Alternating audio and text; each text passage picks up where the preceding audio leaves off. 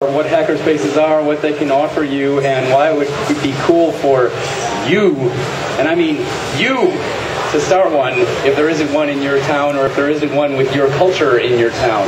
And it can be a big city, a small town, it doesn't matter. You can start a hackerspace. That is exactly how it happens. So we need community, we need to express ourselves making things. Hackerspaces bring it all together 24/7, all of your life. So go out there and do it.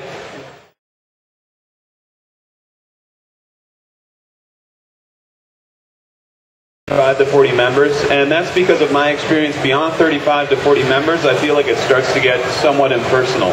Also, similar to NYC Resistor, since we have a cap on the number of members, there is sort of a selectivity process, and that, in a way, we feel good about it, but don't feel good about it.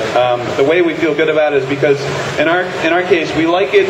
We want to be with somebody that you feel comfortable in your living room. You know, a lot of times you're bringing in valuable tools and valuable things that are your own, and you do want to have this sense that, you know, this person is like a friend or a family member, and that's important, and also that that person is sharing and respectful. So there is a consensus process that we go through in order to determine members, and we will be doing that in Detroit as well.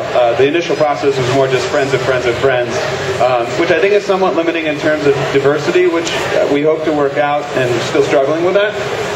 In terms of other decisions, it's also on consensus. I think at Detroit we haven't had an experience where we've had a problem. In NYC Resistor, the only time we did have a situation where we had to span it over a couple meetings because there was so much discussion was actually an insurance issue, where we were deciding whether or not to insure ourselves to accept people under 18 into our space for classes. And that was a really sticky subject because a lot of us really wanted to teach young people in our hackerspace, but we were pretty concerned, given the litigious environment of our country, and particularly New York, that we didn't want a 50-pound oscilloscope to fall on a kid's head. Okay, so, well, let's not get into that particular issue at the moment. We're running out of time, and I want to leave time for questions. So, Tech Shop, so we are a for-profit. We've organized, we're in a unique space in the history of the world. The tool costs to do very powerful, innovative things have come down so far in the last 20 years that we can completely outfit a tech shop for about $500,000. So we believe in the complete democratization of these powerful tools and engines of creation. And in order to do that, we need to attract more than 35 people. You know, we need 300 people in a location, or 500 people in a location to make it work. But the power of having access to all those tools is just absolutely phenomenal, and it creates the community, which we believe is absolutely the most important component of what we're doing. By being for-profit and by going a little bit larger scale, frankly, we're hoping to use the capital markets and attract $300 to $500 million to all of this space and to get these things built out, because every community needs access to these tools. Yeah, very cool. We're going to round this out.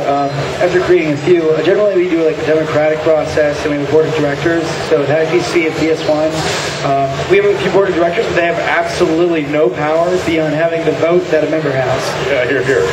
So basically, we require a 50% to get it to vote, and then everyone has to vote yay or nay on a particular issue. We've never had any real issues at all about that. It's either passes or doesn't pass, and then we deliberate some more.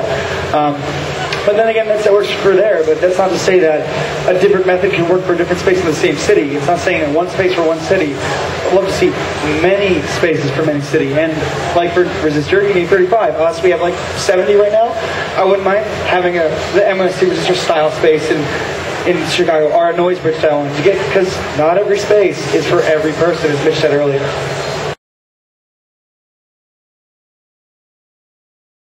Incredible projects come from hackerspaces. There's also a lot of just really cool little things that people do. There's also incredibly cool collaborative projects that people do. At Noisebridge, if you turn around and look over there, there's a big balloon floating over there. A handful of people at Noisebridge decided to be part of this notion of sending a balloon in space and taking a picture of the planet. So a few people at Noisebridge got together and did it, and made national news. And if you Google Space Bridge, you'll see a photo of the planet. It's really cool. So just really fast, just name one project that either came from your hackerspace or another hackerspace that you really think is cool. We're building a balloon too. I think that's actually pretty cool. There's some sort of contest. I don't know.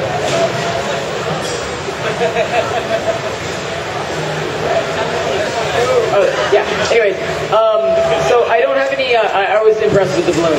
Anyways, so I don't have any one specific project, but the thing that is most impressive to me, how consistently I come up and build something new that has started from a conversation. Things happen quickly. Websites get formed. Heart rate sensors get built in like 10 minutes, and then suddenly we've got that tied in, and everybody's. Yeah, remember we're keeping this quick. I know. Okay. So last week, one of our members built as soon as you go home and delete your Facebook account, you can go sign up on MicroMob. It's a new social site. It's cool. It's hip, and it was made by a dojo member just a few days ago. NoiseBridge has SenseBridge, which is a program to enhance and augment human senses. A number of the projects involved with that is the North Paw, which you wrap around your ankle and it vibrates towards the north. I believe they're also working on a few other things like an ultrasound listening device and a keyboard glove. Stuff like that. Just one. A lot of hackerspaces are putting their money into filling their spaces with random different large tools. One way that we've been building community is actually focusing on building these tools ourselves.